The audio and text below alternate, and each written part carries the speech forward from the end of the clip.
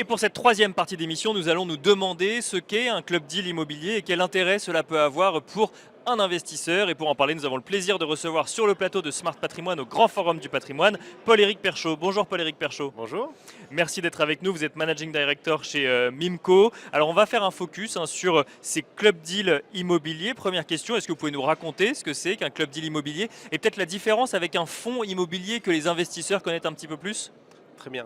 Alors déjà, je me permets de présenter très rapidement Mimco. Donc on est un groupe d'investissement immobilier pan-européen Bien sûr. spécialisé sur le value add et donc on propose effectivement des solutions innovantes d'investissement pour une clientèle privée et institutionnelle via des fonds ou des club deals. Et donc comme Vous faites les deux. On fait les deux, tout à D'accord. fait. Donc ça veut dire que les deux ont des intérêts différents, si je comprends bien, si vous avez l'un et l'autre. Les deux ont des intérêts différents. L'intérêt du fonds, c'est la diversification au sein d'un même véhicule et une période d'investissement un petit peu plus longue. D'accord. Et la différence principale avec un club deal, qui aujourd'hui attire pas mal de nouveaux investisseurs, c'est la visibilité du club deal sur une période un petit peu plus courte et sur un seul actif défini. C'est-à-dire une stratégie d'investissement qui est focalisée sur une opération et un immeuble. D'accord. Est-ce que c'est caricatural de dire que le fonds c'est long terme et le club deal c'est court moyen terme ou pas forcément? Alors on peut le dire comme ça, parce qu'en règle générale, les fonds sont quand même un petit peu plus long terme, 5-7 ans, voire plus sur des fonds avec détention patrimoniale, tandis que les club deals sont plutôt sur du court terme à moins de 5 ans, en tout cas dans le value add, puisque focalisés sur des opérations dites marchand de biens, avec réhabilitation, promotion, et en général entre 3 et 5 ans. Ça fonctionne comment un club deal immobilier? Parce que le fonds, on connaît, il y a des périodes de collecte, ensuite il y a des périodes d'investissement. Le club deal, ça fonctionne de la même manière ou un peu différemment? Alors ça fonctionne un petit peu différemment. Moi j'ai coutume de dire, la différence principale, c'est un fonds, c'est le cash appelle le deal, c'est-à-dire qu'en fait on a toute une phase en fait de montage du fonds, de roadshow pour lever l'argent auprès des investisseurs, puis le déploiement de ces investissements. Tandis qu'un club deal, c'est un petit peu l'inverse, c'est un petit peu le deal appelle le cash, c'est-à-dire qu'on va d'abord, nous notre métier, ça va être d'abord de sourcer une belle opération, puis de monter les financements, à la fois bancaires et les fonds propres auprès des investisseurs qui vont vouloir participer dans cette opération. Donc c'est une logique un petit peu inversée et c'est quelque chose qui plaît beaucoup dans une période un petit peu chahutée.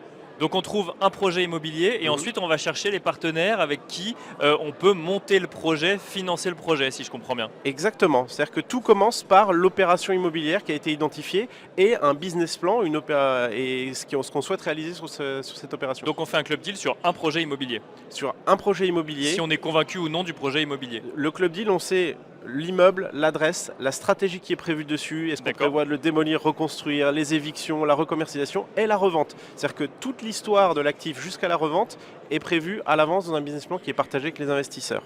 Alors il y a deux questions qu'on peut se poser, c'est pourquoi est-ce que Mimco effectivement propose cela en plus des fonds immobiliers et quel intérêt d'un club deal pour l'investisseur, mais j'imagine que les deux réponses sont un peu liées quand même. Si vous êtes convaincu, c'est que potentiellement vous avez compris pourquoi il y avait un intérêt pour l'investisseur à l'heure actuelle d'aller vers des opérations de type club deal immobilier. Tout à fait. Alors, ce qu'on a remarqué, on traverse quand même une période, comme je l'ai dit, chahutée, une période de crise immobilière. Et en période de crise, les investisseurs ont tendance à vouloir, se rassurer et avoir plus de lisibilité et de transparence sur les opérations. Donc, comme je l'ai dit, un fonds, le principe, c'est quand même qu'on collecte d'abord de l'argent, puis on le déploie sur une thématique.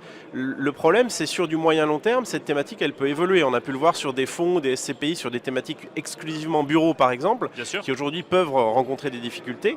L'avantage du club deal qu'on a vu dans cette période, c'est que la thématique, en fait, c'est un actif. Donc, en fait, on connaît l'opérateur, on connaît la stratégie, on connaît l'adresse, on peut même aller visiter le bien avant d'investir. Et en fait, cette lisibilité, cette transparence sur le business plan, sur qui gère mon investissement, c'est quelque chose qui, en période de crise, rassure, est très recherché. Les maturités aussi sont un petit peu plus courtes, donc ça peut parfois être paradoxal, mais en période de crise, les investisseurs vont plutôt chercher des opérations à maturité plus courte. C'est pour avoir une visibilité plus proche de soi, ça rassure.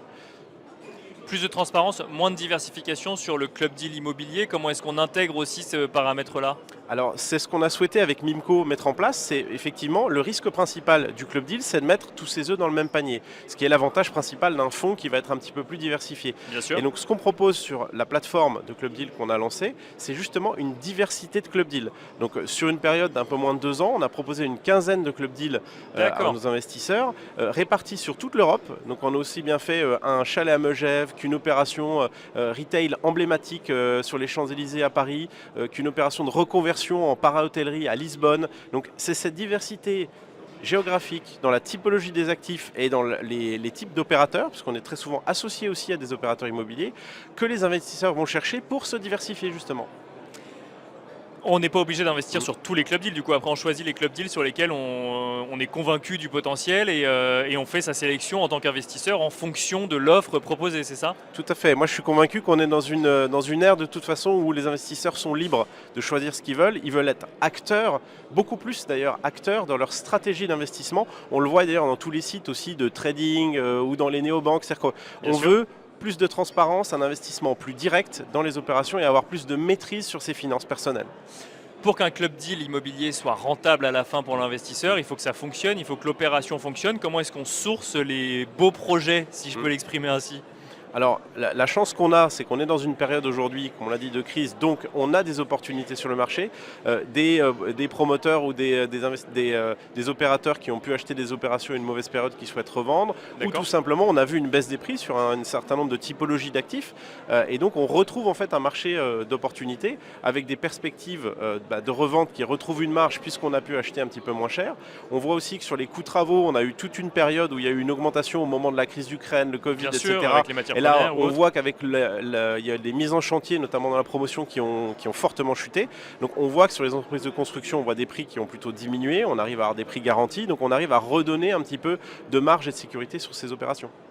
Il y a pas mal de questions qu'on peut se poser quand on est investisseur, hein, je me permets de les poser, mais si je reprends l'exemple du chalet à Megève, si on se retrouve à 200 investisseurs, à être propriétaire quelque part, ou en tout cas avoir financé cette opération d'un chalet à Megève, la date de vente future et donc de réalisation de l'opération est prévue à l'avance, ou il faut ensuite qu'on discute ensemble pour savoir quand est-ce qu'on considère que c'est le bon moment d'encaisser la plus-value éventuelle?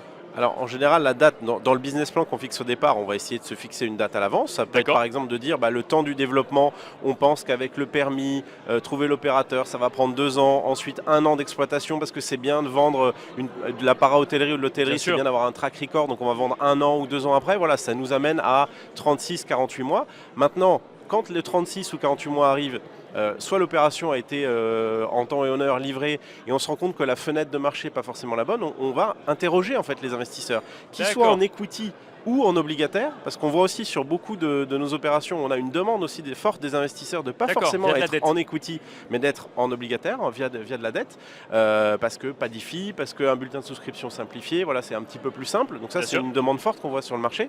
Et en fait, à ce moment-là, on va interroger les investisseurs, c'est-à-dire qu'on est pragmatique ensemble. C'est-à-dire que nous, en fait, notre stratégie à Mimco, elle va toujours être alignée avec les investisseurs. C'est-à-dire que si c'est pas le bon moment de sortir, on va essayer de retarder la vente pour sortir un meilleur moment. Maintenant, si on est obligé de sortir parce que c'est trop long, parce que les gens veulent sortir, on trouvera une solution. Parce que les investisseurs demandent à sortir, vous sortez quand même si vous trouvez que c'est pas le meilleur moment, c'est ça?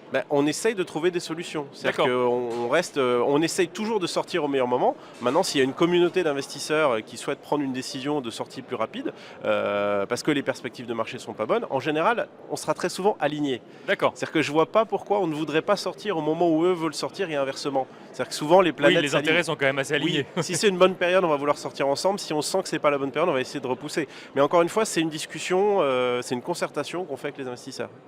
Merci beaucoup Paul-Éric Perchaud d'être venu nous décrypter un petit peu ce fonctionnement des clubs deal immobiliers et de nous raconter un petit peu quel est l'intérêt pour l'investisseur. Je rappelle que vous êtes Managing Director de Mimco. Merci beaucoup. Merci. Merci à vous également d'avoir suivi Smart Patrimoine et on se retrouve très vite pour un nouveau numéro.